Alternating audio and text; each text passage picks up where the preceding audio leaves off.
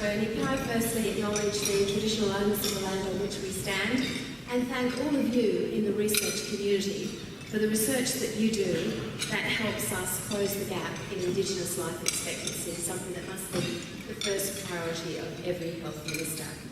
Can I acknowledge outgoing President Doug Hilton and incoming President Tony Cunningham, although there's a 2-year kind of handover, handout, so it's a very managed process. I'm actually quite impressed with it. Andrew from CSL, lovely to be chatting to you tonight. Chair of the Medical Research Advisory Board, Professor Ian Fraser, with whom we did a Cervical Cancer Week event in Parliament House this morning, and I thank you for that, Ian.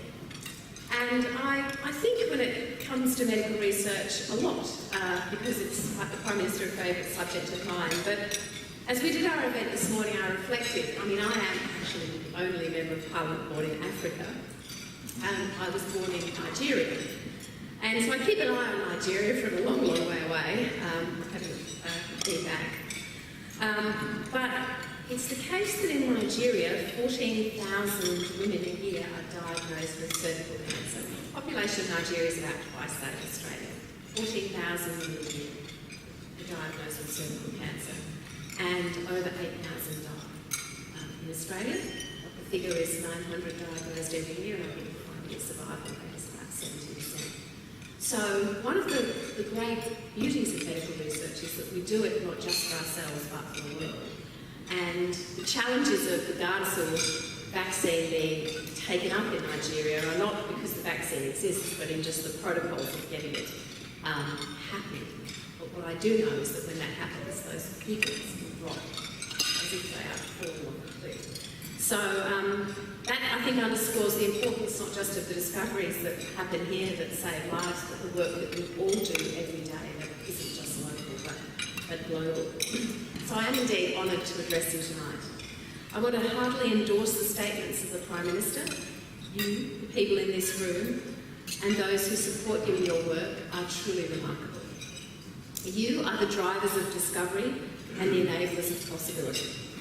You make a difference to the health, well-being and quality of life of so many Australians. And your research is critical to changing health outcomes.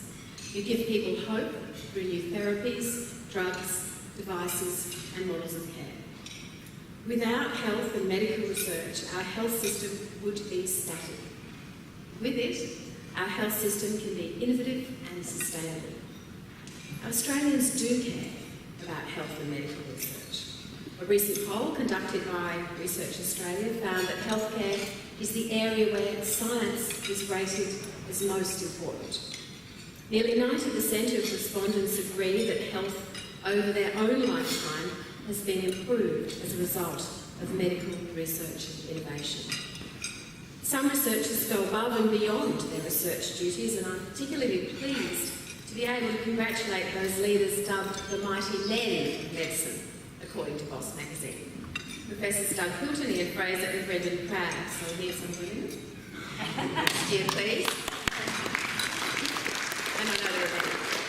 But there is no doubt that those three have been instrumental in getting us to this exciting point tonight, where we can announce the strategy and the first set of priorities for the Medical Research Future Fund.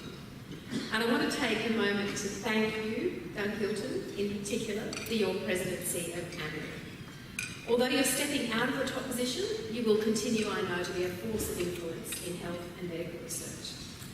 I was delighted that you accepted the appointment to the Australian Medical Research Advisory Board, and you've worked alongside Professor Ian Fraser, who is the board's eminent chair, and other committed members, some of whom are here tonight. The Advisory Board is strong, talented and committed to ensuring that a medical research future fund is a success. Its work is vital to Australian researchers and the community that stands to benefit directly from your good work. Not only does the board have vast medical research experience, it's also got a huge depth of experience in innovation, health policy, commercialisation and health service delivery. The board was tasked, not too many months ago, to develop the Australian Medical Research and Innovation Strategy, plus the first 2-yearly list of related priorities for the Medical Research Future Fund. Consistent with the MRFF Fund Act, the strategy and priorities we are announcing tonight will ensure that expenditure from the MRFF has a strong business case and delivers the greatest value for all Australians. Tonight, these documents have been registered with the Federal Register of Legislative Instruments, and over the next couple of days, they will be tabled in Parliament. They provide important guidance on how the MRFF investments can be made to maximise impact. The aim, as described in the strategy, is simple: to improve lives, build the economy, and contribute to the sustainability of the health system. It won't be long until it starts to happen and the MRFF begins distributing research funding. That's in addition to funding already secured with the National Health and Medical Research Council and the Australian Research Council. The MRFF will provide a much-needed funding boost to health and medical research to address national priorities. The strategy gives us a clear goal through strategic investment to transform health and medical research and innovation to improve lives, build the economy, and contribute to health system sustainability. To achieve a health system fully informed by quality health and medical research, as already mentioned by the Prime Minister, it outlines 6 important strategic platforms. These platforms will ensure that Australia is research ready to prepare for future challenges. They are designed to maximise the impact of the MRFF over the next 5 years. What do these platforms and their accompanying priorities mean for you working in the research sector? And importantly, what do they mean for everyday Australians? I want to take a quick look at each. Strategic and international horizons will allow Australian researchers to benefit from overseas collaboration and combine efforts to solve global challenges like antimicrobial resistance. This in turn could advance point-of-care solutions that expedite care and treatment for those in need. Data and infrastructure acknowledges the interdependency between data and research, the digitisation of health via My Health Record, and data created by new technologies along with new fields of computation and mathematical studies, as well as infrastructure, will revolutionise healthcare for consumers and providers. Health services and systems. The MRFF acknowledges the importance of this domain of research. While Australia punches above its weight in the drug and device realm of discovery, we need to look more critically at the efficiency of our health system. This investment platform will seek to identify new methods for avoiding waste, adopting best practice, and applying continuous quality improvement across the entire health system. Building evidence in primary care through collaboration with the MBS Review Task Force will ensure a more efficient spend of health taxpayer dollars. The MRFF can play a significant role in Australia's capacity in health services and systems research. For example, Stage 1 of the healthcare homes is committed to finding new and better ways of delivering medical services to an ageing population with more than 20% of Australians living with a chronic condition. Capacity and collaboration. Only through academic, health practitioner, industry and consumer collaboration can we identify solutions and increase their likelihood of translation into new treatments for patients. Physical and human capital are key assets in any research ecosystem. The MRFF will create more opportunities to share existing research infrastructure, foster collaborative and transdisciplinary networks, and create exchanges and fellowships to encourage career researchers and practitioners to progress the research and innovation agenda. Trials and translation. Australia needs to do more to establish itself as a preferred location for clinical trials, and the MRFF has a role in supporting both commercial and public good trials. Consumers are the direct recipients of these trials. Our national capability in this area will be enhanced by strengthening existing and building new national clinical trial networks and harnessing the opportunities created by the NHMRC, Advanced Health Research Translation Centres. And finally, commercialisation. This end of the research pipeline is where we develop drugs, devices, diagnostics and therapies. We cannot lose sight of the importance of commercialisation and the role it plays in moving towards an innovation economy.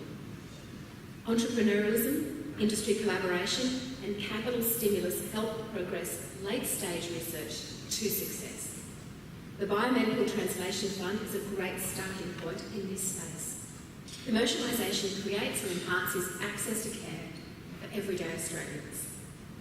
I am grateful for the work of the Advisory Board. I believe they have mapped out a direction for the MRFF that will allow this government to make important decisions, not only on laboratory-based and preclinical research, but also clinical and applied research in hospitals, primary care and other health settings. The MRFF provides Australia an unprecedented opportunity to address existing and emerging national health priorities that will ultimately prepare our health system for future challenges and opportunities to prevent and treat disease. This government is committed to research. The MRFF enhances our commitment. Health and medical research is ultimately an international effort. Australia is increasing its levels of international research collaboration on cancer, which is giving more Australian researchers and institutes access to the cutting-edge ideas and technologies. 3 Australian research institutions now have a memorandum of understanding with the US National Cancer Institute to collaborate on clinical proteogenomics cancer research. An MOU was signed in July during a visit here by US Vice President Joe Biden as part of the Cancer Moonshot program. And I'm delighted to say that following VP Biden's visit, cooperation between the US and Australia on health and medical research continues to deepen. Investing in research reaps rewards. Research and clinical innovation are our vehicles to better services, better prevention and better treatments. So the MRFF is a watershed opportunity for researchers, consumers and the health system. It signals a changing landscape and the future is exciting. So on behalf of all Australians, I congratulate AAMRI and its member organisations for your fine work and your commitment to improving the health and wellbeing of our citizens. I thank you for providing an opportunity tonight to announce the direction for our Medical Research Future Fund at your special event.